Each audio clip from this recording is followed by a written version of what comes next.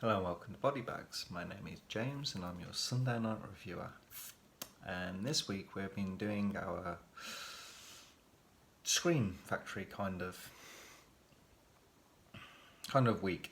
It's so every month we at Body Bags are going to look at a different film label and kind of review the film and kind of anything else we kind of want to highlight about, whether it's the package, the kind of something to do with some of the extras, or the label itself. So like I said, this week it's Screen Factory. So the guys have been doing a great job. Lonnie and Rob, they've done a couple of covers to make sure that you all get your full week's content, of which we're really trying hard to do at Body Bags. I'm really happy with how great everyone's doing. It was pretty much very rarely we miss days. Anyway, I hope you guys kind of enjoy our content still. Apologies for the kind of like the background at the moment and everything. I am in the middle of moving house, so everything is packed away. Actually, all my films are packed away. I have one film out that I kept hold of, and that was to watch this one. So obviously this is my pick for the week, which is Behind the Mask, The Rise of Leslie Vernon.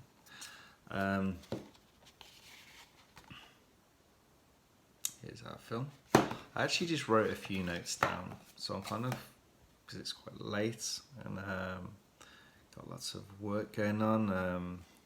Company making many people work from home at the moment because of the whole coronavirus situation. So as well as moving, I'm working from home, and it's all a little bit chaotic. I got a new baby coming in the next month, so lots to keep me occupied at the moment. So to kind of get everything from my head, I just made a few notes. I'm actually just gonna read through them because I have no nice background. I'm just gonna hold this so you can look. So this film, it's a mockumentary slasher, and we have like Jason, Michael and Freddy. They're all true and real. They're in the real world, which is kind of quite an unusual tweak on the kind of realism of this film. So it's like based in this world, but these slashers, these kind of slasher horror films are true, and it's kind of a really interesting kind of flip on things. And now we have Leslie Vernon. He's a new breed, an icon in the making, who himself is in love with these iconic slashers. So he's basing himself on these icons of the horror genre, which are true to life. So these are real life criminals that he's basing his life on, and these folklores that are created around these deaths, that he wants his town to have him. He's the killer. He needs to be the killer. They need to have it in this town where he is. And it's pretty awesome. So like we follow Leslie, and he's actually contacted a documentary crew and they can follow him. So he can teach his ways, show him his dream, but also to use them to film the events and help to create his own iconic slasher rampage, which is cool. So he's using them to help build and create his image, to kind of build his own narrative, so they follow exactly kind of what he wants them to see, and almost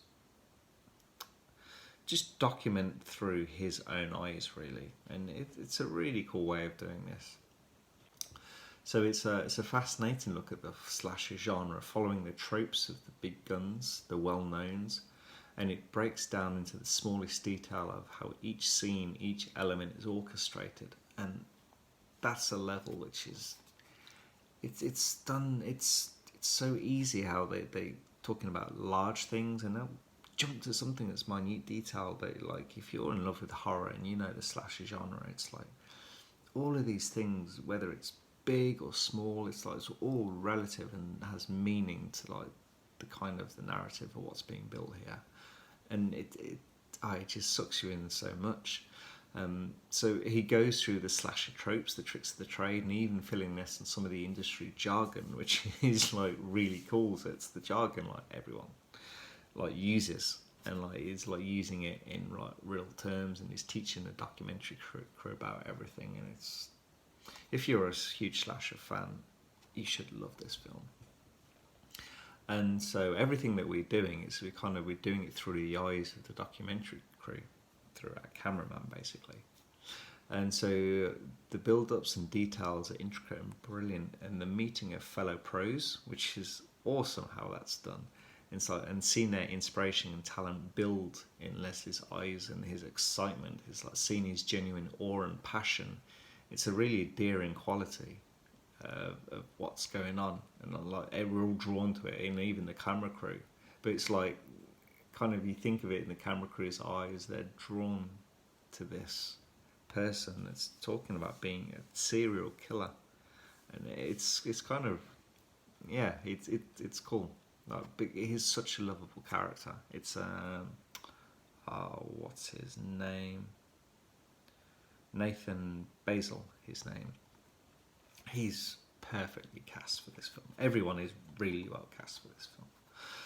But anyway, it's like this all builds up to his magnum opus moment, which is like his crowning glory, which has been days, months, and years into the making.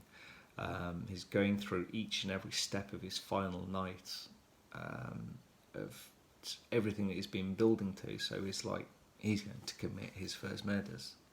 This is it. He's got the film crew are ready, everyone's ready, and then the third act really kicks in, and it flips, and it flips brilliantly. It's like the whole third act, it turns into a full-on regular slasher, and that is kind of reminiscent of Scream. It's like, I mean, with how it all unfolds, like with the build-up mirroring in a side style. It's kind of like the character of Randy, like, you know, in Scream, how he's kind of telling all these slasher tropes and like everything about the slasher film, what's going on in the film. It's like Leslie has been telling us everything, and it's like we've been watching it in this mockumentary style, and you flip to kind of see it being played out. And it's like I said, this isn't riding on the coattails of Scream's success. It's its own beast. It's its own slasher masterpiece, and as I mentioned, it's criminally underrated. Ugh, can't speak, I'm tired. It's such a good film. I was going to say, I'm not really going to talk about the transfer. It's quite a new film. It's like 2008, so it's not going to be one of these like grainy 70s and early 80s films that were like cut to hell and like quickly made. So we know that there's like it looks good, this film, and there's a lot of bits and pieces. And like audio commentaries, we got the filmmakers. There's like Joe Lynch and Adam Green and different pieces like that.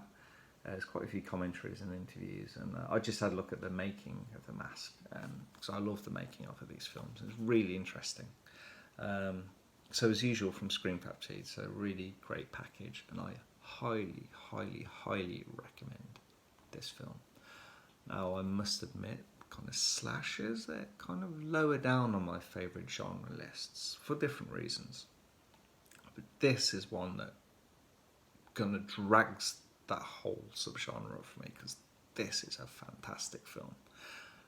I'd not seen it until I picked this up. I picked this up I think it's late last year, and I only got to watching it this year, and it's superb. Highly, highly recommend this film. Hope you enjoyed that review, and let's see if I manage to either do the review in my new house, or I kind of pre-record it next week before the move. I don't know. But anyway, I hope you guys enjoy the review, and I'll catch you at some point next week. Thanks. Bye bye.